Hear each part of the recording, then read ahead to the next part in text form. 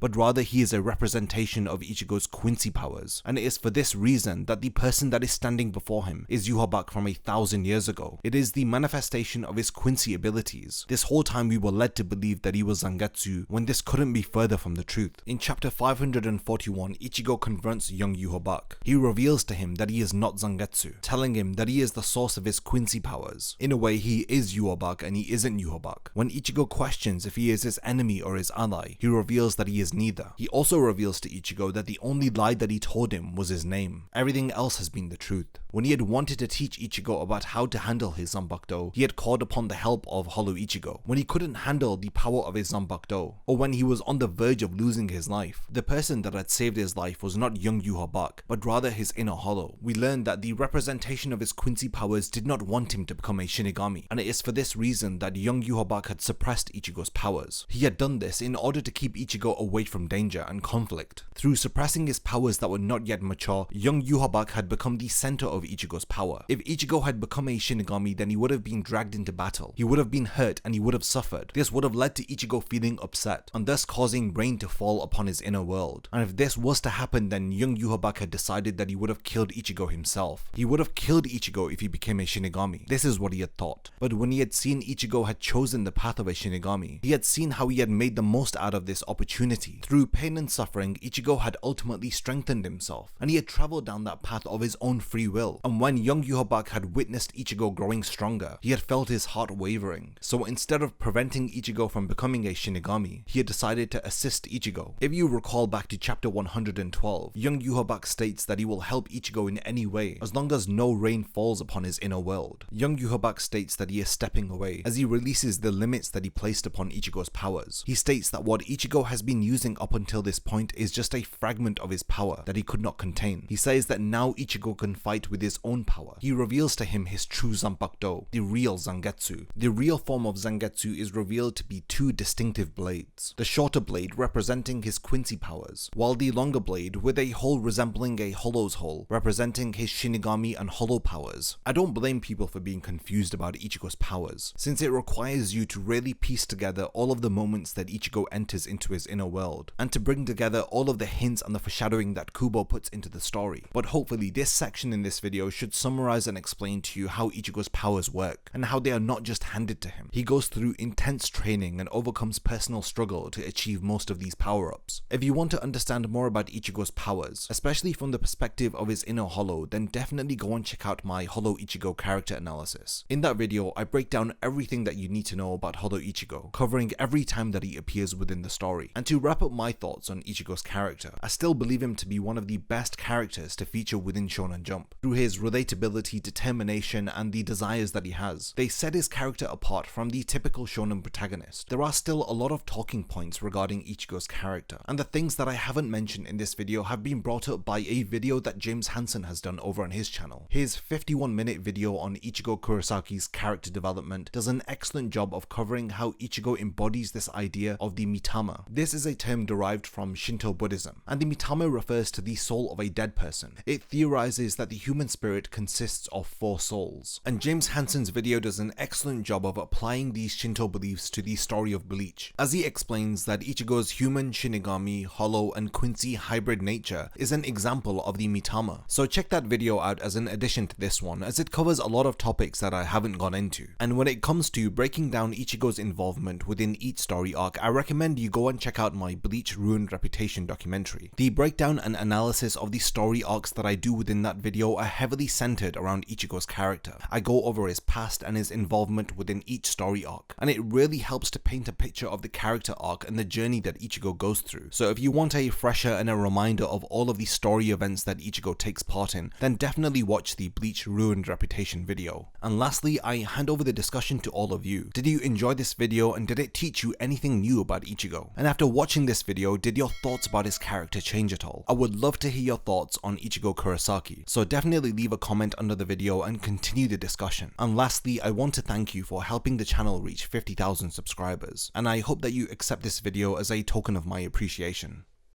The character of Orihime Inoue is the source of a lot of conflict within the Bleach community. Some fans interpret her character to be useless, while others do see the value in her character. The way that I'm going to approach this analysis is through a neutral perspective, and I'm going to give just my thoughts on her character. And before even beginning the video, I want to say that I don't think that her character is useless. I think that Orihime plays a specific role within the story, and she succeeds at it. All the while, the portrayal of a character is consistent. She awakens her powers early on in the story, and they grow stronger with each successive arc. Despite knowing that she could always rely on Ichigo, this didn't stop her from becoming strong and independent. This reliance that she had on Ichigo never became dependence, because she was always cultivating and growing her own power, so much so to the point that she was happy in the final arc that she could fight alongside Ichigo when they went to confront Yhwach in chapter 672. If you pay attention to Orihime's character during the Fullbring arc, then you will know that prior to that arc, she was aware that Ichigo was burdening himself with the responsibility of protecting everybody around him. But because Ichigo no longer had his powers in the Fullbring arc, she had taken up the responsibility of protecting him and ensuring that he wasn't burdened with concerning for the safety of his friends. As cruel as it may have been, this is why they didn't tell Ichigo about Tsukishima during the Fullbring arc. I felt like it was her opportunity to tell Ichigo that I can protect you too, helping him to realize that he can rely on them as much as they rely on him. In this way, you can see that Ichigo and Orihime have both fought for each other, and this is why when they fight together in the final arc, it is so satisfactory. Orihime was one of the first characters that Kubo designed. She even appeared in the pilot chapter for Bleach, which was published soon after Kubo's previous serialization Zombie Powder. Because she appears within chapter 0, we get a lot of hints about her character, in particular her feelings for Ichigo, which are well established even before the release of the first chapter of Bleach. So going into the story after having read the pilot chapter, you know how Orihime feels about him. This is why I'm going to mention chapter 0 later on in the video, piecing together the early concept behind Orihime's character, in hopes that we can better understand the final rendition of a character which appears within the Bleach manga. So with the introduction over, let's begin my analysis of Orihime Inoue. Being one of the first characters introduced to us, she makes her debut appearance in chapter 2 of the manga and in episode 2 of the anime. Orihime is a teenager who is the same age as Ichigo. They are even taught in the same class in school. You'll notice that similar to the protagonist, she has orange hair. She also wears 2 sky blue colored hairpins. We later find out that these hairpins are integral for the powers that Orihime develops later on. Orihime's appearance changes throughout the course of the story as she matures. Most notably, she goes through several different hairstyles, and thankfully she is one of the characters that we see in the final chapter, helping us to understand just how far she has come from her appearance alone. One thing to note in chapter 686 is that she is still wearing her hairpins. We learn more about these hairpins through the backstory of Orihime's character, which I will go into after we discuss some points about her personality. Orihime is very friendly and caring. She has an active imagination which leads to her having a strange sense of humor. Her optimistic attitude gives her a lot of inner motivation, which helps to drive her character throughout the lows that she experiences within the story. Orihime lives alone after having lost her parents and a brother at a young age. This results in her being very independent. In chapter 35, we see that she is also very academic, despite how clueless she sometimes comes across as. She is ranked within the top 3 students of her class year, having performed exceptionally well in her first semester final exams. Orihime has a strong connection to our protagonist Ichigo. She is very perceptive to his emotional and mental state, resulting in her being one of the first people to notice if Ichigo's mood is off or if something is bothering him. Orihime has always had feelings for Ichigo, which explains why she was always flustered whenever Ichigo would approach her or speak to her at the beginning of the series. In chapter 237, when Ukiura gives her the option to only say goodbye to one person before leaving with her, she decides to go and visit Ichigo. During this farewell, she confesses that her feelings have developed into something a lot stronger, as she confesses that she has fallen in love with him. Her connection with Ichigo leads her to recognize his scent from far distances, which is demonstrated in chapter 14. Her attachment and sensitivity to Ichigo's feelings is emphasized within chapter 462. Even while being manipulated by Tsukishima, she is still devastated after seeing Ichigo crying. Tsukishima manipulates her into having feelings for him, but despite this, she is saddened after seeing Ichigo crying. This sight made her feel a deep sense of pain. Despite being manipulated to turn against Ichigo, she was relieved after seeing Ichigo in his Fullbring attire, no longer crying. Even after her memories were altered, her feelings for Ichigo did not disappear, and this shows just how strong the bond is between the two of them. Before we go into the history of Orihime's character, which is explained within the Bleach manga, let's talk about her appearance within the pilot chapter. The pilot chapter, also known as a one-shot, was created by Tite Kubo to see if there was any interest in the Bleach series prior to it being serialized. Because of the pilot chapter being well received, it led to the weekly serialization of Bleach. This pilot chapter reveals the early concept designs of the series that we would all come to grow and love. This one-shot does have some similarities to the early chapters of Bleach, but there are some notable differences, like how Rukia shrinks in size after giving her powers to Ichigo, or how hollows don't wear masks. The most notable change from the pilot chapter to the series is that Orihime dies within the pilot chapter. The story revolves around Ichigo gaining Shinigami powers, and is alerted to the death of one of his classmates, who is revealed to be Orihime. Orihime's backstory slightly differs here. Instead of her brother having died, it is her father. Rukia identifies that Orihime's father has become a hollow, and it is revealed that he has killed her by pushing her down a flight of stairs. He does does so that Orihime could stay with him forever. Similar to how her backstory is told within the early chapters of Bleach, Orihime had forgotten to pray for her father after growing older and making new friends. This pilot chapter hints at the connection between Ichigo and Orihime. There are even comical mentions of the feelings that they may or may not have for each other. When Ichigo first sees her as a Shinigami, a small-sized Rukia pretends to be Ichigo as she tries to embarrass him by professing his undying love for Orihime. At the end of the pilot chapter, Orihime assists Ichigo in order to defeat her father. She tries to play off her feelings for Ichigo by saying that she likes him as a classmate. They both agree that if Orihime were to return as a human again, and if they were to meet, then they would love to talk to each other again. She heads off to the Soul Society and the pilot chapter ends. Now that we know the early concept of a character, let's now cover the backstory that is told within the actual manga. In chapter 6 we learn that Orihime was born when her older brother was 15 years old. He had treated her more like a daughter than a sister. This was because Orihime's parents were abusive. In chapter 6 we learn that her parents were such monsters that they would silence the cries of a baby with beatings. When Orihime was 3 years old, her brother had taken her and fled from their parents' home. He was afraid that if he didn't, her parents would have eventually killed her through neglect. Similar to Ichigo, she was bullied in school because of her orange hair color. In chapter 6 we learned that Orihime's older brother had gifted her with a pair of hairpins, but she never really liked them. She had gotten into an argument with her brother over these hairpins. Orihime didn't speak to him the entire night. The next morning he had left to go to work. However, he had died on his way to work, not returning to Orihime. Ever since the death of her brother, Orihime had prayed for him daily. She had even started to wear the hairpins that were gifted to her that she initially had disliked. But a year after he had died, Orihime had made friends with Tatsuki. As her life was moving on, she had started to pray for her brother less and less. Once she had enrolled into high school and had met Ichigo and developed feelings for him, she stopped praying for her brother entirely. Ichigo had started to preoccupy her mind before she left school and after she had returned from school. In her mind, she wanted to demonstrate to her brother that she has moved on and that she is happier now, no longer mourning his loss. The brother who had always protected her no longer needed to worry about her. In chapter 450, we learned that after the death of Orihime's brother, she was financially supported by a distant relative. She had taken care of Orihime's living expenses, so long as she continues to maintain her grades in school. This now leads us to Orihime's first appearance within the manga in chapter 2. Our first impression of her is while she sat in school daydreaming. Tatsuki snaps her out of her daydreaming and teases her about her fascination with Ichigo. She wonders what's so special about him, and Orihime states that it's because he is funny. Drawing parallels to the pilot chapter, Orihime is almost killed in chapter 3, where she narrowly avoids being hit by a car. Orihime later approaches Ichigo and Rukia, and we learn that she has a very quirky personality. She tells them that she is going to prepare dinner by putting together ingredients that don't sound like they'd go well together. Her unappetizing dinner aside, Ichigo notices that Orihime has been injured. She states that she was run over by a car the night before. Apparently this has been a regular occurrence, but Rukia suspects that there is something more to Orihime's injuries after observing the markings on her leg. That same night, Orihime invites Tatsuki over as she reveals more about her feelings for Ichigo. While Tatsuki gives her advice on how to win over Ichigo's heart, her teddy bear falls on the floor. Upon closer inspection, the stuffed animal seems to have a tear across its face, which is seeping blood. Orihime and Tatsuki are then attacked by the hollow acid wire, who ends up removing Orihime's soul from her body. During this version of events, her chain of fate is still attached to her body, so she doesn't immediately die like in the pilot chapter. She is then forced to watch the hollow attack Tatsuki, as she is left confused, wondering why she can see herself on the floor. One thing to note here, before Ichigo arrives, Orihime attempts to protect Tatsuki, telling her to run for her life, but Tatsuki cannot hear or see Orihime or the hollow. When acid wire is about to attack Orihime, Ichigo arrives just in time to protect her, and it is in chapter 5 that Orihime first sees Ichigo in his Shinigami attire. Ichigo is confused as to why there are two Orihimes and how on earth she can see him. This is when acid wire reveals to Ichigo that this is because Orihime has already died. After a brief encounter with Ichigo, acid wire reveals to Orihime that he is indeed her older brother. Rukia reminds Ichigo that if he doesn't stop the hollow soon, then it's going to devour Orihime's soul. After learning the identity of the hollow, Orihime is confused as to why he hurt Tatsuki and Ichigo. He reveals that it's because both of them had tried to take Orihime away from him. Similar to the pilot chapter, Orihime used to pray for her brother every day. That is until she had made friends with Tatsuki. She had started praying for her brother less. Then after she had entered high school, she had met Ichigo and stopped praying for her brother altogether. He was frustrated that when she would come back from school, she would only talk about Ichigo. He began to realize that he was fading from Orihime's heart with each passing day. Orihime is conflicted, wondering if her brother felt this way. Then he could have spoken to her instead of hurting her friends. The brother that she knew while he was alive would have never done anything like this. This statement angers Acid Wire as he grabs onto Orihime, but she is protected by Ichigo. While the Hollow and Ichigo battle, Orihime gets in between the two of them. She is bitten by Acid Wire, but she embraces the Hollow. hollow, she apologizes to her brother, explaining how she tried to remain happy, because at first all she did was pray, but she felt that this was the wrong thing to do. She didn't want her brother to look back and see Orihime upset that she is missing him, to see the pain that she was feeling after losing him, so she decided to hide it from him. She spoke to him about all of the things that made her happy, so that he wouldn't feel upset about leaving Orihime on her own. Orihime apologizes because she didn't know that this had made him feel lonely. Her heartfelt apology leads to her brother breaking the hollow mask and feeling remorseful for his actions. Ichigo reminds him of the hairpin that he had gifted to her, and how Orihime wears it every day because it was the first gift that he had ever given to her. He realizes that he was so caught up with his own feelings of loneliness that he didn't consider how Orihime would have been feeling, how much pain or loneliness that she must have been feeling after losing her brother. In a moment of sanity, her brother says farewell to Orihime and requests for Ichigo to send him to the Soul Society. At the end of this encounter, Rukia erases Orihime's memories, similar to how she had wiped the memories of Ichigo's sisters when his family was attacked by the Hollow Fishbone D. But despite her memories being erased, because of her encounters with the Hollows and the fact that she spends a lot of time with Ichigo, it leads to her having an increased sense of spiritual awareness. She demonstrates this in chapter 41, when she is the only one who can see the Hollow Num Chandelier, who is watching Orihime and her friends from the rooftop of her school. She doesn't want to alert the Hollow that she is aware of its presence. She just wants her friends to get to safety, so she initially acts like nothing is wrong. After she notices that the Hollow is no longer on the rooftop, it appears before them. It realizes that Orihime can see it. Desperately trying to tell her friends to run away, the Hollow attacks them. Num Chandelier fires seeds from its forehead, which penetrates into its victims. These seeds then sprout roots, allowing the Hollow to control the individual. Through this ability, the Hollow controls Orihime's classmates in order to attack her. While Orihime is being attacked, Tatsuki arrives in order to protect her. It is revealed that she too can see the Hollow, but only as a brief outline. At the end of chapter 41, Kubo draws a sketch which acts as a visual metaphor for the scenario that we have just read about. It is a sketch of a princess being protected by a fire-breathing dragon. We can of course see that the princess is Orihime, and the dragon represents Tatsuki, or it could even represent Ichigo, who had fought to protect Orihime against Acid Wire. What this sketch symbolizes is Orihime's powerlessness. She in fact needs somebody to protect her because she has no power of her own. Tatsuki is easily defeated by the Hollow as Orihime rushes to her aid. It is here that we get a flashback which details how Orihime had been bullied in school because of the color of her hair. Up until enrolling into school, her brother had always described her hair as being beautiful because of its unique color. This had led to Orihime growing her hair out, but in school she had been bullied because of the color of her hair. She was harassed to the point that a student had grabbed a pair of scissors and started cutting her hair. After this incident, Orihime had decided to cut the rest so that it didn't look out of shape. She couldn't bring herself to tell her brother about what had happened, so instead she told him that she felt like having a change of hairstyle. It was not too long after this that her brother had passed away, and she had begun to feel lonely. She became quieter in school, and was no longer her cheerful self. That is until she had met Tatsuki. She had picked Orihime up when she was down, and had protected her. It was thanks to Tatsuki being there for her that she was able to grow her hair out again. It is here that we learn that Orihime's long hair symbolizes the trust that she has in Tatsuki, and it is for this reason that she's never going to cut it short again. After Tatsuki is injured by the Hollow, Orihime resolves to protect her, and this is where the ability Shun Shun Rika, which stems from Orihime's hairpins, is activated. The end of this chapter is perfectly followed up by another sketch drawn by Kubo, which depicts a fallen dragon being protected by a princess. This symbolizes that the princess is no longer powerless. She can now protect her knight. Her ability Shun Shun Rika translates to 6 princess shielding flowers. Like the name suggests, she has 6 spirits which live within her hairpins. Through these spirits, Orihime is able to form multiple combinations, which grant her the powers to reject events that have taken place. She channels her abilities in order to attack, defend, or heal. This is the first time that her ability has been activated, so her spirits guide her in how to use it. These spirits reveal to Orihime that their job is to protect her. They are her power. They were awakened in response to Orihime's feelings of powerlessness. When the Hollow fires projectiles towards Orihime, she activates an ability called Santen Keshun. This is one of Orihime's signature defensive abilities which repels an opponent's attack. It does so by forming a shield in front of her. This shield repels any form of negativity. Orihime then activates her healing ability called Soten Keshun in order to heal Tatsuki. And lastly, she uses the fairy called Tsubaki in order to activate an ability called Koten Zanshu, which attacks and defeats the Hollow Num Chandelier in one strike. Activating her powers proves to be too much for Orihime, so she collapses. She is then picked up by Urahara and taken to a shop along with Chad. He explains to them the nature of hollows and Shinigami, but they don't seem to be convinced, so Urahara reminds them of the pain and the fear that they were feeling earlier when they encountered the hollows. He explains how Ichigo has high spiritual pressure and is a Shinigami. He can control his spiritual energy in order to defeat hollows, and it is because of Ichigo's immense spiritual energy which has leaked from his body that it has affected the people around him. In the past, Orihime Orihime and Chad had encountered Ichigo in his Shinigami form several times, and it is because of this their latent abilities were activated. Urahara then takes both Orihime and Chad to where Ichigo is fighting. He allows them to have the choice whether if they will embrace their powers and to fight against hollows,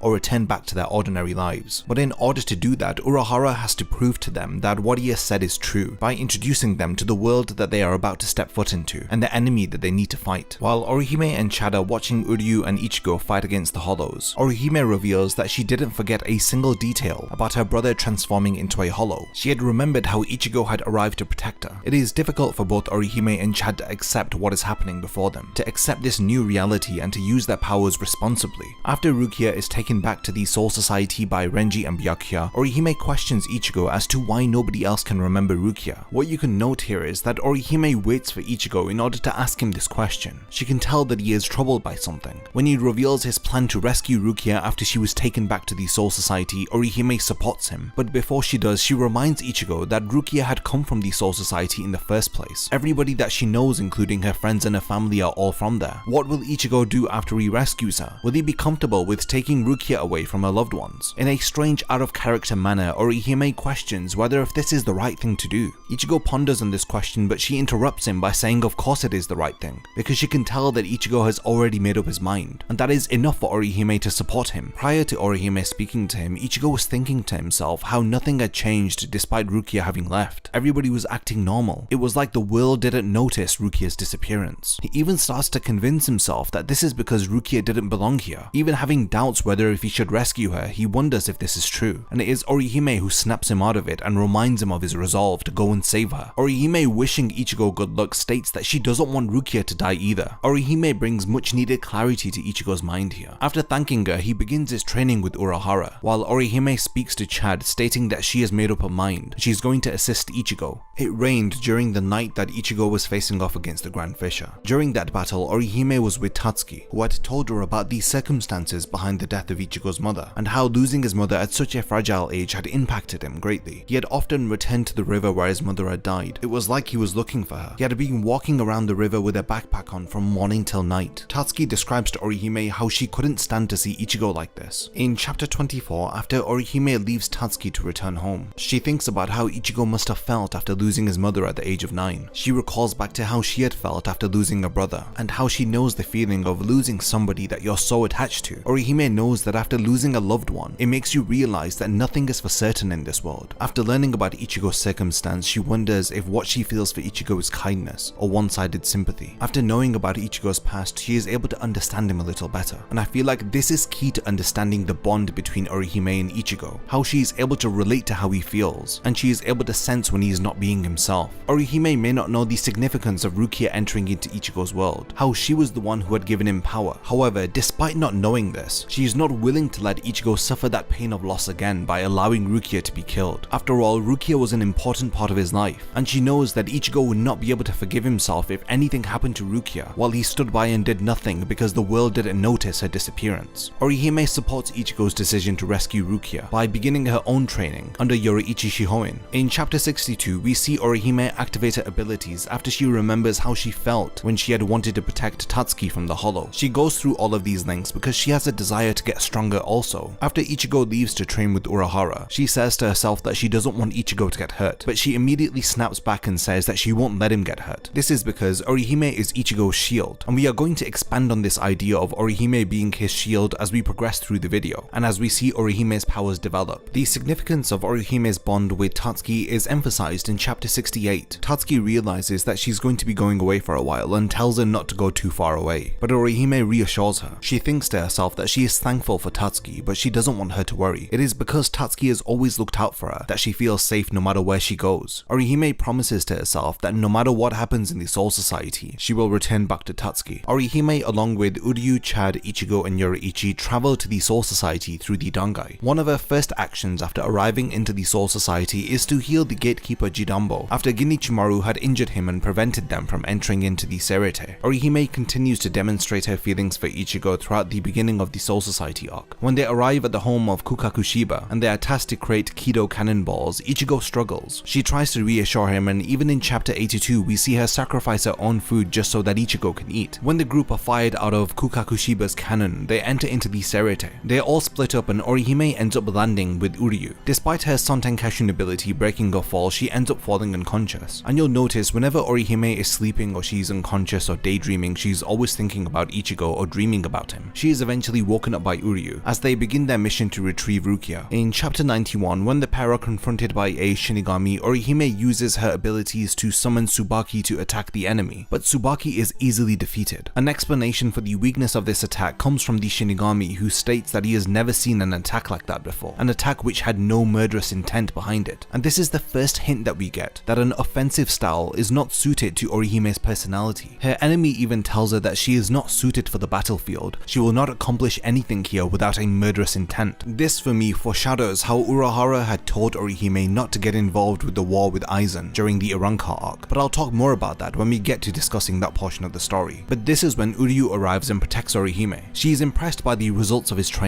Uryu ends up defeating the Shinigami and the two of them disguise themselves with Shinigami uniform. However, their attempt to blend in with the other Shinigami is unsuccessful because unknown to them they are being followed by Mayuri Kurosochi, the captain of Squad 10. In chapter 121, Mayuri ends up using a group of Shinigami in order to detonate them in front of Uryu and Orihime, but Orihime generates a shield in order to protect the two of them. When Orihime had first activated her abilities, she had to call out a chant in order to summon the spirits, but Uryu recalls Orihime had been training in order to summon them without chanting. Her training was of course successful, explaining how she was able to quickly react to Mayuri's explosion by creating a shield. In the process of protecting herself and Uryu, Orihime had also protected another Shinigami, who is confused as to why Orihime is crying. He doesn't understand why she is crying for the dead Shinigami, and why on earth she had saved him. Mayuri becomes interested in Orihime's abilities, but Uryu demands that the Shinigami that she saved takes Orihime to safety. The two of them eventually get away while Uryu stays behind to battle against Mayuri. In chapter 128, Orihime and the Shinigami are found by the lieutenant of the 11th Division, Yachiro. They are then taken to the Squad 11 headquarters for questioning. After this, Orihime has a very limited and brief involvement within this arc. We next see her in chapter 137, where she is traveling with Kinpachi Zaraki as they are heading to the prison where Uryu, Chad and Ganju are being held. After breaking them out, they travel to where Ichigo is battling against Byakuya, after Orihime identifies Ichigo's Ryatsu. In chapter 164, Orihime states that no matter how strong Ichigo's spiritual pressure gets, the scent of it is the same. She recognizes that the spiritual pressure that everybody can feel across the Serete can only belong to Ichigo. When Uryu says that Ichigo is risking his life to save Rukia, the Shinigami who is accompanying them asks them who is Rukia to them. Why is it that they are doing all of this just for a friend? But Orihime states that they are going through all of this effort because she means a lot to Ichigo. This is really insightful, as Orihime states that Rukia had changed Ichigo's entire world. She is fully aware of what it meant to Ichigo for him to have gained the power to protect. She is well aware of the importance that Ichigo has for Rukia. In the same chapter, when Ichigo and Byakuya's battle is getting heated, Uryu tells her to step back, but she tells him that she's going to stay right here where she can see Ichigo. Uryu thinks to himself that he knows that Orihime wants to help Ichigo, but if she does, she's only going to get in his way. At this stage, the way that Ichigo is, even if Orihime did go to help him, Ichigo wouldn't want that, and Orihime is well aware of this, but her feelings for Ichigo are so strong that she has to hold herself back from trying to assist Ichigo. So the only thing that Orihime can do right now is to wait. She's praying for him and believing that he's going to win. Uryu, who is well aware of how Orihime is feeling, tells Ichigo that he better not lose, otherwise he'll have to answer to him. And it is in this chapter where it is stated that Ichigo isn't willing to rely on his friends to fight by his side, which explains the conflict that Orihime must be feeling watching Ichigo battle on his own. But this only leads her to feeling inadequate, that she isn't strong enough to fight by his side. This point about not being strong enough to fight beside Ichigo is heavily discussed within the Arrancar arc, and thankfully we do get a resolution to this plot thread at the end of the 1000-year Blood War arc. But for now, Orihime continues to hold herself back and pray that Ichigo makes it out okay. In chapter 167, after Ichigo defeats Byakuya, Orihime expresses how she was worried for Ichigo. She apologizes to him that she couldn't protect him. She is appreciative that Ichigo didn't get himself hurt. She is grateful to the point of tears that Ichigo is okay. In response, he thanks her for her concern. You can see it's a very sincere moment between the two of them. Then in chapter 179, we see that Orihime is healing Ichigo. Orihime's abilities draws the attention of Unohana, who is surprised at how effective Orihime's healing abilities are. Her subordinates tell her that the only people that need healing are Byakuya and Ichigo, but Unohana states that Ichigo is in safe hands after witnessing Orihime healing him. I mean, you can infer that Orihime's abilities are just as effective as whatever Unohana would have done, and this is why she doesn't interfere with Orihime healing Ichigo. Ichigo. Orihime may not have the best offensive techniques, but she definitely makes up for this through her abilities to both defend and heal. At the end of chapter 181, after Rukia decides to stay within the Soul Society, the group leave to return to the world of the living. This then leads us to the Arrancar arc, the longest arc of the series, and one where Orihime plays a very significant role, and we get to learn a lot more about her character. When they return back to their normal lives, Ichigo senses the presence of a hollow in chapter 183 and rushes off to deal with it. Orihime and Chad follow him, but he tells them that he could have handled the hollow on his own, and it wasn't necessary for them to come. He once again demonstrates his reluctance to work alongside his friends, but at this point Orihime doesn't pay too much attention to it. She's just glad that she could have gotten out of class. But the next time that we see Orihime concerned is in chapter 189, after she notices that there is something off about Ichigo's mood. Along with Chad, she goes to confront Shinji, wondering if he knows the reason behind why Ichigo isn't being himself. After Hiyori threatens to kill them but is taken away by Shinji, Orihime tries to run after them, but Chad tells her to forget it. This is because neither of them could catch up to Shinji and Hiyori because of their powers, and even if they did catch up to them, they wouldn't be strong enough to face off against them. This one exchange sums up the feelings of powerlessness that both Chad and Orihime feel during the Arrancar arc. In chapter 191, we see that Chad and Orihime are among the first to arrive when Yami and Ulquiorra make their appearance in the world of the living. Chad tells Orihime to leave with Tatsuki, but she is forced to immediately return after witnessing Chad being easily taken down, thanks to Yami, who severs his arm into 2 pieces. Prior to arriving at the scene, Chad had made Orihime promise him that no matter what happens to him, she will rescue all of the survivors and heal them. Orihime here realizes that Chad must have known that he wouldn't be strong enough to face off against the enemy. When Yami is about to attack her in chapter 192, Orihime demonstrates how much power she has when she is emotionally distressed. She summons a shield which protects herself from Yami's attack. It is here that Yami and Ulquiorra witness Orihime's healing abilities while she heals Chad's arm. Ulquiorra also refers to her abilities as a healing technique, but then he corrects himself, stating that her powers appear to be manipulating space and time itself, concluding that healing will not be the best way to describe Orihime's powers. Her abilities are unlike anything that he has ever seen before. We can assume that it is at this moment that Ulquiorra decides to tell Aizen about her abilities. Meanwhile, Orihime decides to single-handedly face off against 2 of the most strongest opponents that we have seen up until this point. Her resolve is to buy enough time for Ichigo to get here, but she disagrees with herself, stating that she cannot always expect Ichigo to come to her rescue. Through her thoughts in this moment, we get to understand why Orihime acts and behaves the way that she does. She does not want to burden Ichigo, because right now there is something that is troubling him. She is unaware of the difficulty that he is having with his inner hollow, but she knows that he is going through something, and it is for this reason that she resolves not to trouble Ichigo, deciding to deal with Yami and Ulquiorra herself. Ichigo along with Tatsuki saved Orihime when she was younger after losing her brother. In their own unique ways, they helped her to move on from that pain and to continue her life, and in response Orihime wants to do something for Ichigo in return. This is why she faces off against Yami and Ulquiorra in the hopes that this may be the only thing that she can do for him. Orihime launches an offensive attack by summoning Tsubaki and using the ability Koten Zanchu. While she launches this attack, she mentions how she's going to protect Tatsuki, Chad, Uryu and Ichigo. You can see that in this way she has a very similar desire to protect, just like Ichigo does. But as we learned during the Soul Society arc, Orihime's strengths do not lie within her ability to attack, and this is why Yami easily destroys Tsubaki. After Orihime's abilities prove to not be strong enough, Ulquiorra gives Yami the order to kill her, and this is where the one that she was worried about so much arrives to protect her. Ichigo arrives just in time to stop Yami's attack, apologizing to her that he took so long. In response, Orihime apologizes to Ichigo that it is because of her weakness that both Chad and Tatsuki were injured, wishing that if she was only stronger, but Ichigo reassures her that it isn't her fault after he activates his Bankai determined to defeat the enemy. This is the first time that Orihime gets to see Ichigo's Bankai up close, but she notes that there is something about it that feels different from the time that she has seen it in Sokyoku Hill during the Soul Society arc. She describes that his spiritual pressure feels darker. The heavy fearsomeness of his energy is making it difficult for her to even breathe. It is like the person who is standing before her is not even Ichigo. Chapter 193, in my opinion, reveals a lot about the bond that Ichigo and Orihime share with each other. They both possess a shared desire to protect their loved ones, but there is a conflict that occurs,